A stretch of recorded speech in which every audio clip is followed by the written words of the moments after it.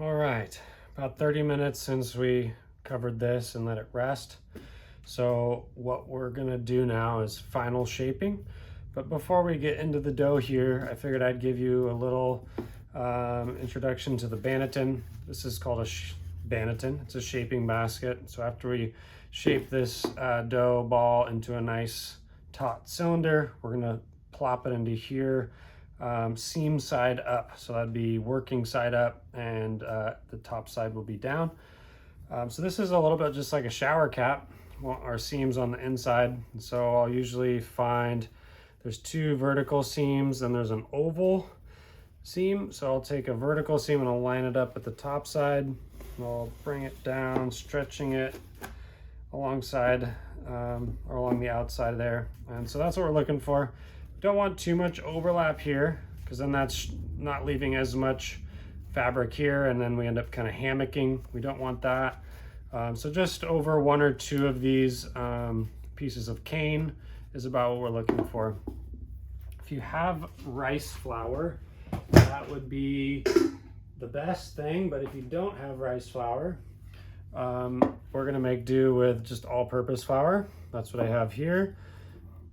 So it's a little loosey-goosey, but I'm just gonna take a little bit of this and I'm gonna sprinkle it on the inside of this lined banneton, and I might even kind of dust it around.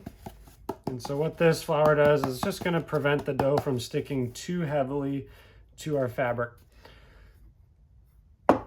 Okay, so this is ready. I'm going to put that right there, and I'm going to stash this right under here, but for you guys, make sure you have a convenient place for some flour in case you want to grab it during this pre-shaping phase. I think that'll stay put. Should have thought about that. But all right, let's have a look at our dough ball here. Remove that, set it aside. It's looking nice. It's slumped a little bit. When we first pre-shaped it, it was probably a little bit more rounder, standing up a little bit prouder. But this is looking nice. Got a good bounce to it. Didn't slump out too much also, so that just indicates that we had nice structure developed over the course of our 4 turns and during the pre-shape as well. So what we're gonna do is we're gonna sprinkle some flour. You can sprinkle a little bit on the surface of the dough and right here, kind of in the middle of our work surface. And at this stage, a little more flour than less is probably going to be beneficial. We don't want it to stick to the work surface is all. Yeah, that feels nice.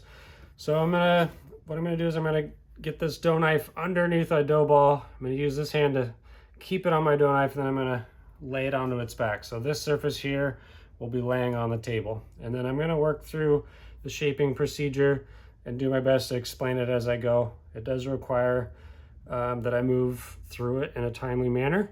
But here we go, we're gonna do our flip. Okay, set this off to the side. So this is another opportunity to use those spider fingers. So I'm gonna get underneath the dough, and I'm gonna just sort of start to gently spread. So I'm pulling my 2 hands away from each other while also rotating the dough.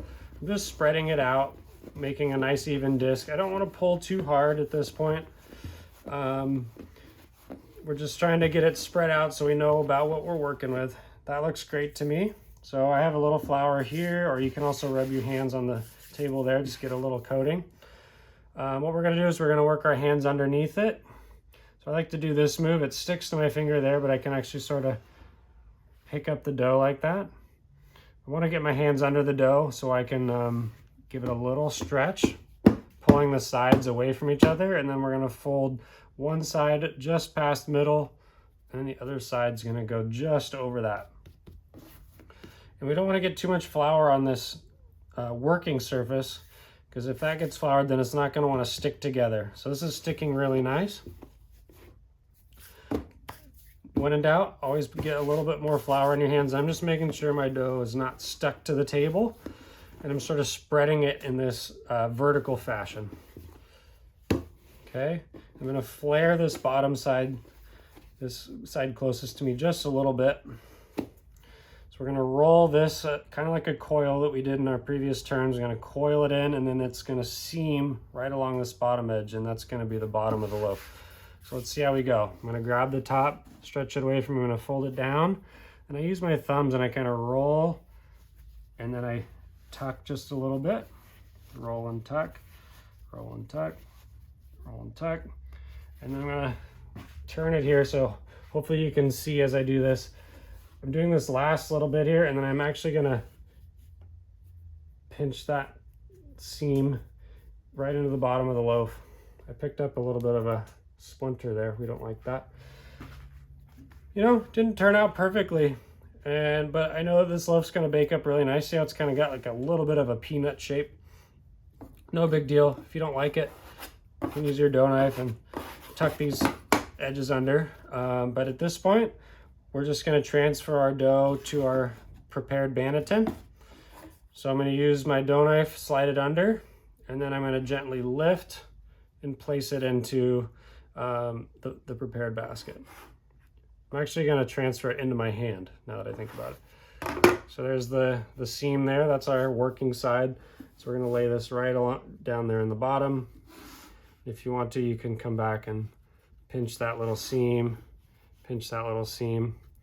But that looks just about perf. There's a little bit of wooden splinters here, which I don't like to see. So hopefully your surface is more sound than mine. But at this point, we've got our dough shaped and into the shaping basket. So I don't feel like my dough needs to sit out at room temperature for too long. So what I'm gonna do is I'm gonna cover it with my wet towel, and I'm gonna place it in the refrigerator. If your dough isn't filling the banneton to this degree, it's just about level with the surface, maybe not quite.